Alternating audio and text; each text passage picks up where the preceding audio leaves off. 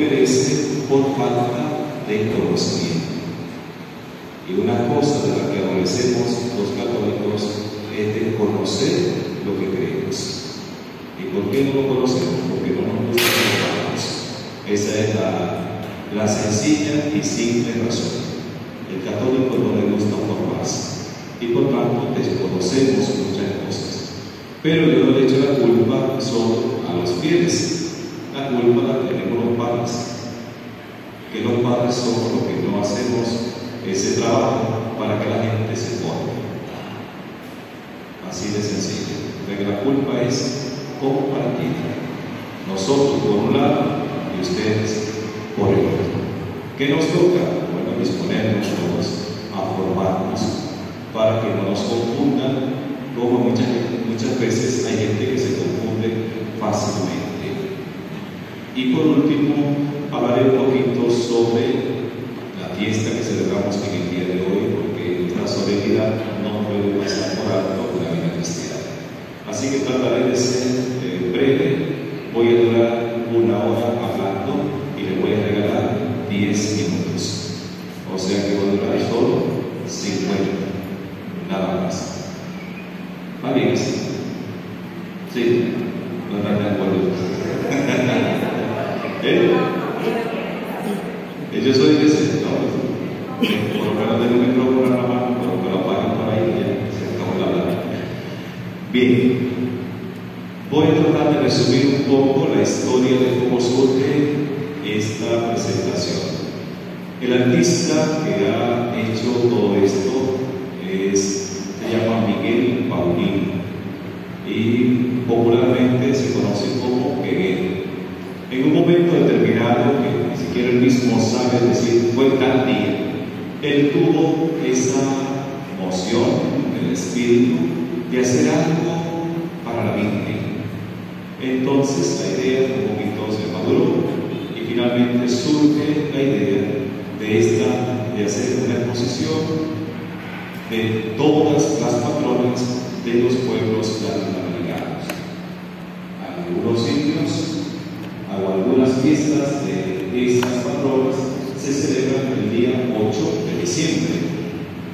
El 8 de diciembre que celebramos en la iglesia. La Inmaculada. Usted no lo sabe. La Inmaculada Concepción de la Virgen. Apréndanse eso. El 8 de diciembre. Así que el nombre de Inmaculada de las Américas no exactamente viene por eso, porque no tenía ese dato presente en el momento, pero como las cosas de Dios no son sueltas, entonces coincide que Él tiene la noción de ponerle el nombre de Inmaculada de las Américas a esta exposición, y también hay varias de ellas que su fiesta se celebra el 8 de diciembre. Ya vemos cómo Dios va trabajando las cosas. A nivel artístico es un trabajo muy bien hecho, un trabajo muy fino y muy costoso también, muy costoso. Por eso hay que cuidarlo, porque es un trabajo que costó mucho dinero. Exactamente, ni Guerrero sabe cuánto se gastó, pero se gastó mucho. Así que lo más barato fueron, donde está la reseña, ese pequeño banner que tiene cada uno, eso fue lo más barato. Y eso costó 11,000 pesos. Y ya todo eso que está ahí es hecho a mano, pieza por pieza. Durante más de 1 año y medio se trabajó con algunas personas que le ayudaron, pero la mayor parte él es que hace todas sus cosas una por una, pieza a pieza. Incluso algunos materiales le provocaban alergias, y cuando él se sanaba volvía y seguía trabajando hasta que concluía cada uno de esos trabajos. Así que en octubre del año pasado el obispo me pide que si yo podía representarlo en unas reuniones de esas que se estaban haciendo preparando esto. Y yo le dije que sí, pero yo creía que iba a una reunión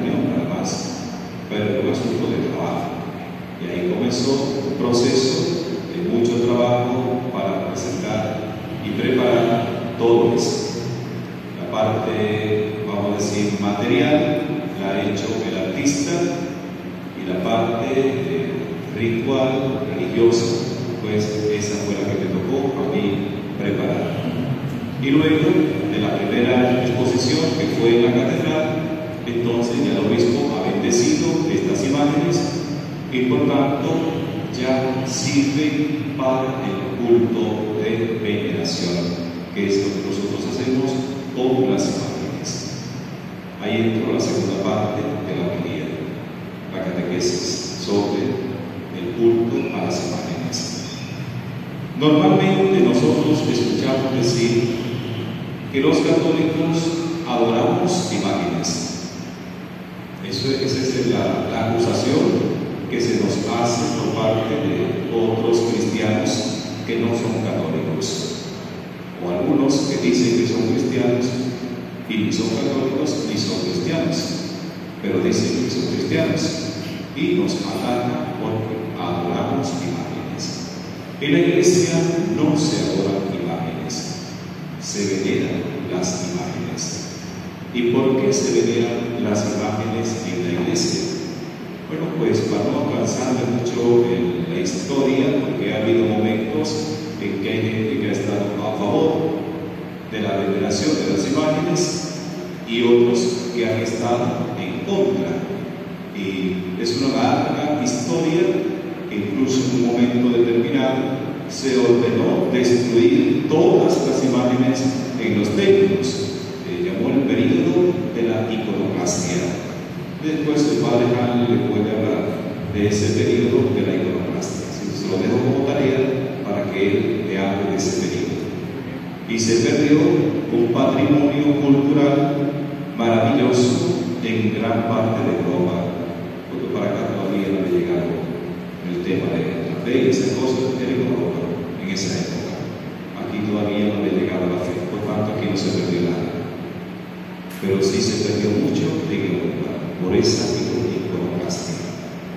Bien, entonces el culto a las imágenes ha estado siempre presente en la vida de la fe, en la vida de la iglesia, pero incluso antes en el Antiguo Testamento, aunque hay una prohibición tácita en el Antiguo Testamento sobre las imágenes. En el libro del Éxodo se prohíbe: no te harás imagen alguna, ni de lo que hay aquí en la tierra, ni de lo que hay allá arriba en el cielo.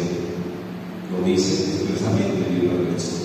Ahora bien, el contexto en que el Éxodo hace esa prohibición es el politeísmo que rodeaba al pueblo de Israel cuando estaban en el exilio de Babilonia. No es que el Éxodo se escribió mientras iban saliendo de Egipto, atravesando el desierto. No se escribió el libro ahí, se escribió siglos después. Y se escribe en una parte de él, se escribe durante el tiempo del exilio. Estamos hablando del siglo VIII antes de Cristo. En esa cultura politeísta de toda la zona de Mesopotamia, los caldeos, toda esa cultura politeísta, entonces, ¿qué dicen los sabios del pueblo de Israel?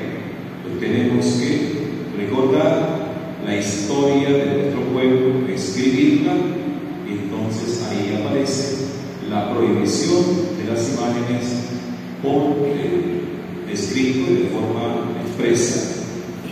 Sin embargo, si vamos un poquito más para atrás y vamos al libro del Génesis, allí nos vamos a encontrar con un elemento muy interesante. Al final del primer capítulo del Génesis aparece la creación del hombre. Después que Dios creó todo, aparece la creación del hombre. Y cuando Dios iba a crear al hombre, ¿qué dijo?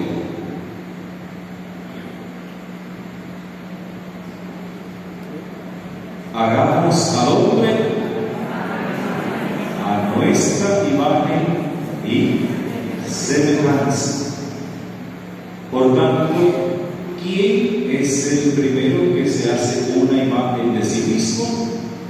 Dios. Y esa imagen somos nosotros. Por tanto, las imágenes en la Iglesia han estado presentes y seguirán estando presentes. El Concilio Vaticano II, en la Lumen Gentium, aconseja que se mantengan las imágenes en los templos, teniendo la debida formación de los fieles. El culto que ofrecemos a estas imágenes no es un culto de adoración, porque el culto de adoración solo se ofrece a Dios. Nada ni nadie puede merecer el culto de adoración, pero también existe el culto de turía y el culto de hiperturía. El culto de turía es el que ofrecemos a los santos y el hiperturía lo ofrecemos a la Virgen. Es un poquito más porque ya conocemos el papel de María en la historia de la salvación. Es la madre del Salvador, por eso merece un poquito más que los demás, ¿verdad que sí? Así que no se lo damos de gratis, sino porque ella se lo ganó. Entonces ese culto es de veneración, y la veneración no es adoración. La veneración es el reconocimiento que hacemos de los santos o de la Virgen por la vida de santidad que han tenido, por el papel que han jugado en la historia de la salvación. Y en el caso de la Virgen, el culto que a ella ofrecemos es por Jesucristo, que no es a la Virgen porque es la Virgen, sino por su Hijo Jesucristo. Por eso incluso el Concilio Vaticano II, cuando habla del culto a la Virgen María, lo pone dentro de la Constitución Lumen Gentium, que es la Constitución sobre la Iglesia. La Iglesia Madre, María Madre. Al final de la Lumen Gentium, el capítulo 8, está dedicado a la Virgen María. Entonces, todos los méritos que reconocemos de la Virgen son por su Hijo Jesucristo, no son los méritos propios de María. Todos sus méritos son por Cristo. Si hablamos, por ejemplo, de la Inmaculada Concepción, es en vista a Cristo, porque el pecado, la gracia no está donde está el pecado. Y la gracia mayor la tuvo María en su vientre, por tanto, ella debía ser preservada por una gracia singular de parte de Dios, debía ser preservada del pecado. Y por eso fue concebida sin mancha ni pecado. Y así cualquier otro elemento que podamos ver de la Virgen es en vista a lo que ella iba a hacer como madre del Salvador. Y claro está, la disposición de ella igualmente para ser la madre del Salvador. Ese culto que ofrecemos a ella nos lleva a través de ella a Jesús. Hay una frase por ahí que la usan algunos cenáculos, la tienen como nombre, a Jesús por María. La madre nos lleva. La imagen es una imagen en sí y por sí misma no significa nada. Porque si nos quedamos contemplando cualquiera de ellas, pues no significa nada. No veo muy bien aquí lo que dice ahí. La que está la primera ahí. Chiquinquirá. La Virgen de Chiquinquirá. Si yo me quedo mirando esa imagen de la Virgen de Chiquinquirá, pues simplemente me quedo ahí. Podría llegar a otra, porque esta es la patrona de Colombia, la Virgen de Chiquinquirá. Y vea la historia, qué bonita que es.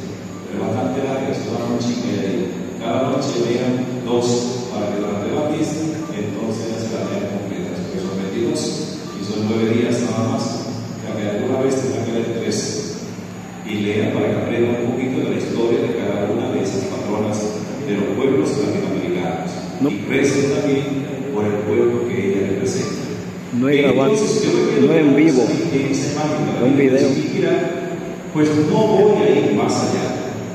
Ahora bien, esta imagen me lleva a mí a contemplar los méritos, a contemplar las virtudes de la Virgen María a la que ella representa, y la Virgen María entonces me lleva a Jesucristo. En ese sentido es que la imagen tiene un sentido y tiene un significado profundo para nosotros, porque no se queda en la materialidad de la imagen, sino que trasciende la imagen. Cuando yo veo una foto de mi madre, de mi hermana, de mi hermano, de mi padre, aquí yo recuerdo a mi hermana, a mi madre, a mi padre. Como cuando veo una foto de un lugar que yo he visitado, yo me recuerdo de ese lugar que yo visité. Pero la imagen en sí, por sí misma, no me diría nada si no me lleva a lo que ella representa. La imagen de la Virgen me lleva a lo que ella representa.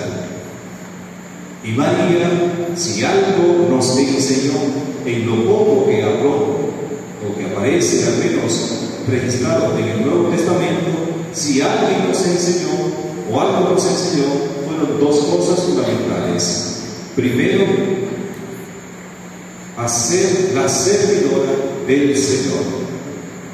Y segundo, a hacer lo que Jesús nos dijo. O sea, María nunca se atribuyó para sí los méritos, nunca se atribuyó para sí misma el ser ella.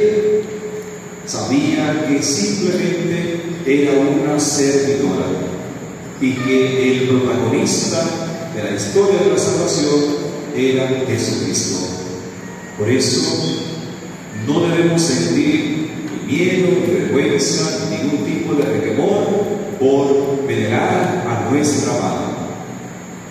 En una justa dimensión podemos acercarnos y pedir su intercesión. Estas imágenes simplemente son como un instrumento que nos lleva a lo que ellas representan. Representan a María bajo diversos nombres. Es una sola la Virgen, como a nosotros nos dicen diversos nombres. A mí me dicen padre, hay gente que me dice sacerdote, otro me dice mi nombre, mis compañeros del seminario me dicen el apodo, ¿y qué más me dicen? Me dicen reverendo, me dicen padre reverendo. Reverendo padre, como quiera. Y hay una que me dice en la catedral, don reverendo, y yo le digo reverenda madre. Entonces, así la cosa. Y si vamos a un asunto legal, bueno, por mi número de cédula o mi número de pasaporte, me van a encontrar también.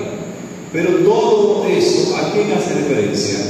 A un solo individuo, que es el que está aquí. Diferentes formas de llegar a una misma persona. María es una sola y tenemos diferentes maneras de llegar a ella y por ella llegar a Jesucristo. Así que, repito, no tengamos ningún temor en venerar estas imágenes que ya han sido bendecidas y por tanto pueden ser utilizadas en el culto divino. Por último, hoy celebramos la solemnidad de la Santísima Trinidad. Brevemente, es un misterio de fe que nosotros no podemos explicar con la razón humana. Sin embargo, tendríamos que acudir al pensamiento de una persona que es conocida en nuestras aulas de clase, lo hemos conocido porque inventó la calculadora. Quizás ustedes no se recuerdan cuando le enseñaron en la escuela quién inventó la calculadora. ¿Algunos se recuerdan? No. Bueno, pues la calculadora la inventó Blaise Pascal. ¿Me recuerdan ahora? Blaise Pascal inventó la calculadora, porque era filósofo, matemático y todo ese tipo de cosas. Es lo completo. Entonces Pascal era un hombre de fe, era un hombre creyente.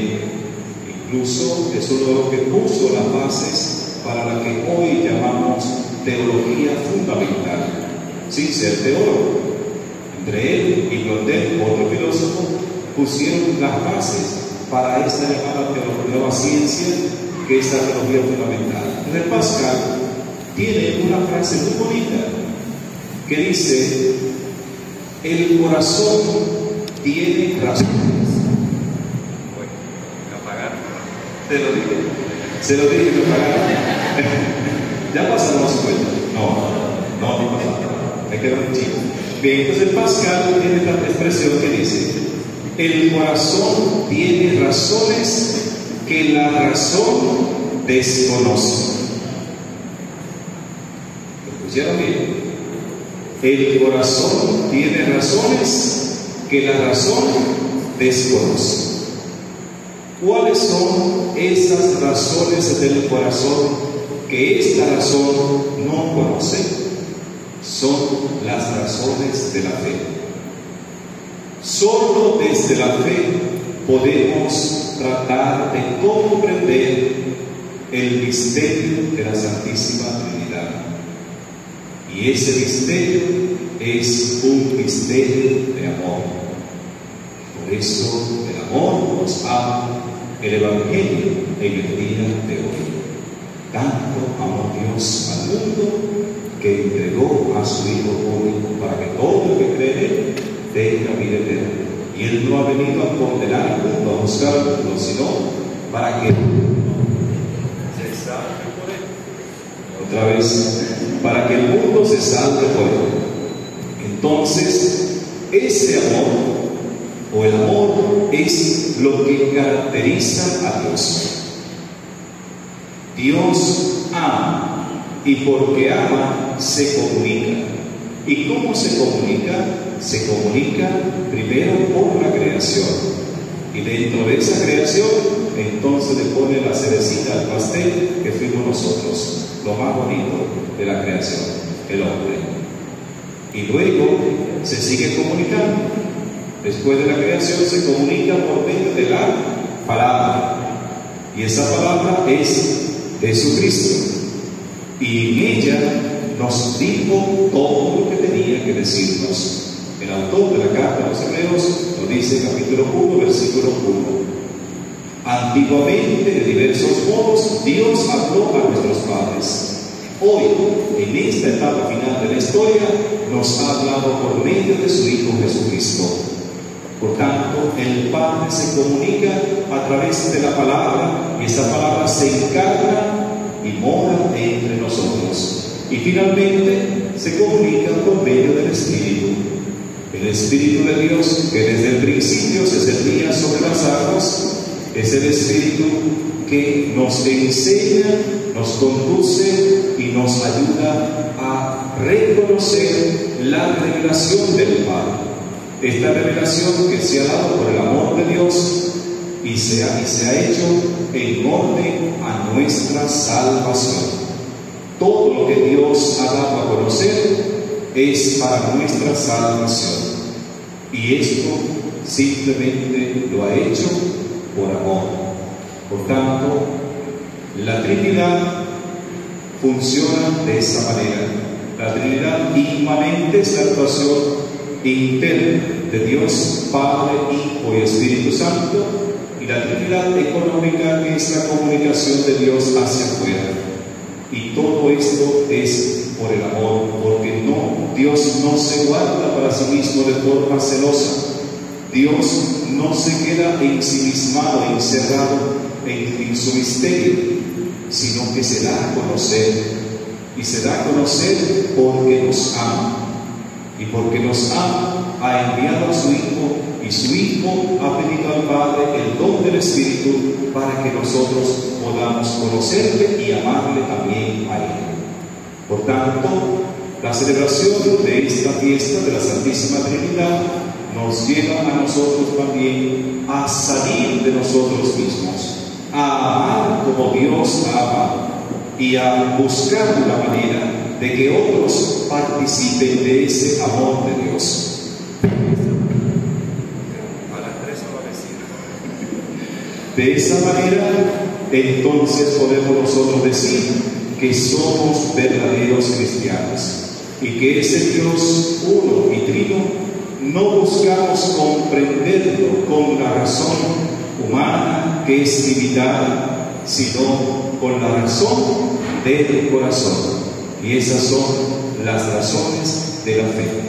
Que el Señor, por la intercesión de San Antonio de Padua, nuestro patrón, también por la mediación de la Santísima Virgen María, nos permita ir conociendo y comprendiendo sus misterios, y de esa manera también podamos nosotros, por amor a Dios y por amor a los hermanos, darlo a conocer para que todos alcancen igualmente la salvación que nosotros buscamos. Que así sea.